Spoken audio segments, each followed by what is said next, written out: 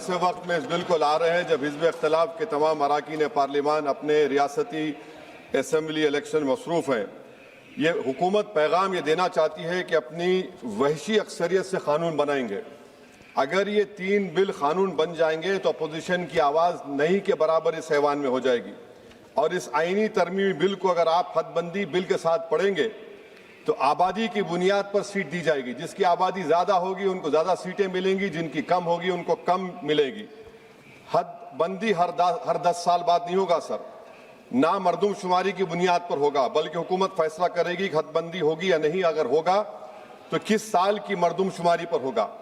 Sir, मैं इलाका वारियत को नहीं मानता, ना उसको फ़रोग देता हूँ, मगर हमारी आइन की तमहीद में फ्रेटर्निटी का लफ्ज़ लिखा गया, भाईचारगी का। ये बहुत अहम है हमारे मुल्क की इत्तेहाद और सालमियत को मजबूत करने का। ये तीनों बिल इस फ्रेटर्निटी के बरक्स का पैगाम देते हैं और काम करेंगे। हकीकत ये होगा सर कि शुमाल हुकूमत करेगा जुनूब पर, शुमाल खर्चा करेगा और जुनूब इसको फराहम करेगा। जुनूबी रियासतें मुल्क की GDP में 30% का हिस्सा होता है उनका, और 21% मुल्क का टैक्स रेवेन्यू जुनूब से आता है। 2022-23 साल में 3.46 लाख करोड़ का उनका हिस्सा था और 19% आबादी है भारत में जुनूबी हिंदुस्तान की। जुनूब को गुड गवर्नेंस की सदा दी जा रही है। वजीर आजम कहते हैं कि जिसके बच्चे ज्यादा हैं, तो मगर ये तो झूठ था। मगर ये बिल अगर कानून बनेंगे तो सच हो जाएगा। सर, अगर आप 6 रियासतों को, बिहार, मध्य प्रदेश, यूपी, राजस्थान, गुजरात और हरियाणा को मिला ले, यहां पर सीट होंगी 392 और सिर्फ 34 सीट की जरूरत पड़ेगी हुकूमत बनाने के लिए। एक कॉन्फ्रेंस की माली इमदाद हुकूमत में की, उस कॉन्फ्रेंस में किसी ने उठकर कहा कि कैसे हम आईनी हिंदू राष्ट्र को हासिल करेंगे। अब पता चल रहा है कि गैर बीजेपी पार्टियों के नुमाइंदगी को डाइल्यूट करने से ही आप एक आईनी हिंदू राष्ट्र बनाना चाहते हैं, ताकि यूसीसी, लैंड जिहाद, हिंदी को लाजमी कर देना, बुलडोजर को आईनी तहफ़्फ़ुज़ देना। सर, डबल इंजन का सरकार, डबल इंजन सरकार क्या है? जादू, उसका जादू यह है कि इंजन शुमाल का होगा और ताकत जुनूब से आएगी। सर, नतीजा यह होगा कि जुनूबी हिंद के तमाम रियासतें अपनी आबादी बढ़ाने का काम शुरू कर देंगी। क्या यह मुल्क के लिए अच्छा होगा? तो तशवीशनाक होगा। सच्चर कमेटी ने अपनी रिपोर्ट में कहा कि मुस्लिम अक्सरियत कॉन्स्टिट्यूंसीज को रिजर्व कर दिया गया और आसाम और कश्मीर इसकी जीती जागती मिसाल है। आसाम में 30 ऐसे असेंबली हल्क़ात थे जहां पर मुसलमान जीत के आते थे, उसको 23 कर दिया गया। ये जेरीमैंडरिंग नहीं है तो क्या है? कश्मीर, सर, डुबरी बरबेटा में 60% मुसलमान थे, एक डुबरी कॉन्स्टिट्यूंसी बना दी गई, खत्म हो गया, आप कोई नहीं जीत सकता बरपेटा से। दूसरा मिसाल दे रहा हूं सर, अनंतनाग रजौरी का कॉन्स्टिट्यूंसी शुरू हो रही है कश्मीर में कोई, और खत्म हो रही है जम्मू में, कोई रास्ता नहीं, कोई तहजीब का हिस्सा नहीं मिलता। सर, 2 एडमिनिस्ट्रेटिव डिवीजन अलग है। ये जेरीमैंडरिंग नहीं है तो क्या है सर? और सर, कश्मीर की आबादी क्या है? 56%, 35% कश्मीर की आबादी, सीट है 52.22। जम्मू की आबादी है 43.65, सीट में 47.78। ये जेरीमैंडरिंग है तो नहीं है तो क्या यही होगा?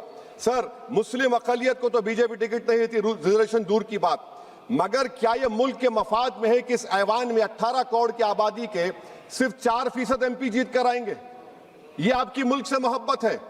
ये राष्ट्रवाद होगा कि 18% सिर्फ 4% आएंगे जीत कर? आप फैसला कर लीजिए। ट्रेजरी बेंचेस को सोचना है, अगर वो भारत से मोहब्बत करते हैं तो तशवीशनाक बात है। अगर बिल कानून बनेगा तो फिर आप भूल जाइए, यहां पर तो और कम हो जाएंगे। तो मैं ये आपको बताना चाह रहा हूं सर कि मुस्लिम अकलियत को SIR से, रायदही से, हक रायदही महरूम कर दिया जा रहा है, बुलडोजर से बेघर कर दिया जा रहा है, और हदबंदी से इनकी सियासी आवाज को खत्म करने का मंसूबा है। सच्चाई ये है सर, मुस्लिम वोट की जरूरत बीजेपी को उसको खतरा समझती, सेकुलर पार्टीज ये समझती हैं कि हमको पूछना ही ना पड़े, और हम बार बार पुकार कर कहते हैं कि जमहूरियत को मजबूत करो, सिर्फ वोट डालने वाले मत बनो, वोट लेने वाले बनो, क़यादत बनाओ। मगर ये सब चीजों का आप देख रहे हैं कि बीजेपी इसको खत्म करना चाहती है। सर, भारत क्या है? भारत एक यूनियन ऑफ स्टेट्स है, सिर्फ शुमाली रियासतें नहीं है, जुनूब की रियासतें नहीं है, मशरिक नहीं है, मगरबी रियासतें हैं, नॉर्थ ईस्ट है। तो ये इस मुल्क की डाइवर्सिटी, इसकी ताकत है जो ये 3 बिलें खत्म करना चाहती है। मेरी तजवीज क्या है सर? कनाडा का फार्मूला अपनाया जाए, कनाडा में ग्रैंडफादर क्लॉज को अपनाया जाए, रियासत की सीट आबादी पर मुनस्सिर नहीं होगी। Sir, remove the money bill veto from Lok Sabha, let the House of States have an equal voice in how legislation is passed.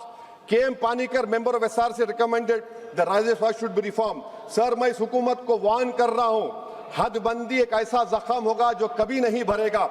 ये जख्म हमेशा रहेगा और कहीं खुदा ना खास्ता मुल्क को कमजोर ना कर दे। हुकूमत सिर्फ अपने सियासी लालच को हासिल करने के लिए मुल्क के इत्तेहाद को पारा पारा करने की कोशिश कर रही है।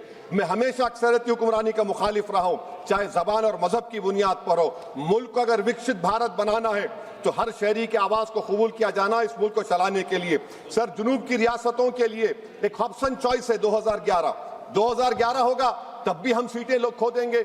अगर 2026 का होगा तो कैश 22 सिचुएशन होगा। तो मैं हुकूमत से अपील करता हूं आपके जरिए से कि हमारे वजीर आला ने जो तजवीज पेश की रेवंत रेड्डी ने कि हाइब्रिड मॉडल 2 क्या है वो 40% की सीटें आबादी पर, 40% इकोनॉमिक परफॉर्मेंस पर और 20% फेडरल बैलेंस को, मैं हुकूमत से ये डिमांड करता हूं कि मुसलमानों को, ओबीसी को और जुनूबी रियासतों को एलिनेट मत करिए, ये मुल्क के मफाद में नहीं है। सर, वजीर दाखिला अमित शाह ने अपने इंटरवेंशन में कहा कि तेलंगाना में 25 सीट होंगी। मैं हुकूमत से अपील कर रहा हूं, अगर आप वाकई में सच्चे हैं तो मैंने एक अमेंडमेंट मूव किया क्लॉज 3 बिल में कि I have given amendment provided nothing shall be done to affect the proportional representation enjoyed by each state as such proportion exist in the 17 house of people. आप support कर दीजिए उसको। देखिए sir, अगर कोई मंत्री यहां पर कुछ बोलता है तो मैं, अगर वादा पूरा नहीं होता तो मैं ब्रीच ऑफ प्रिविलेज डालूंगा, मगर कानून की बात हो रही है, आप लिखते क्यों नहीं कानून में? Write it in the bill that 50% would be there. आप नहीं लिखना चाह रहे, आप बोल रहे कि मेरी बात का भरोसा करो कि कौन जिया तेरे जुल्फ के शहर होने तक, हम तो खाक हो जाएंगे तुमको खबर होने तक। सर और आप एक बता रहा हूं सर, ये गवर्नमेंट क्यों ला रही है? ये इसलिए ला रही है कि, सुन लीजिए, the most important and effective step would be to bury and deep for all the talk of a federal structure of our country, constitution declare one country, one state, one legislature, one executive। ये किसने कहा? bunch of thoughts में mister गोलवाकर ने 1951 BGS का manifesto, conversion of the union of states into a unitary state। This is what is happening now with these 3 bills। Now please, so, I am concluding, sir, I am concluding that can this whole proceedings are being watched by the Muslim women who were raped in Muzaffarnagar, will they feel happy about it?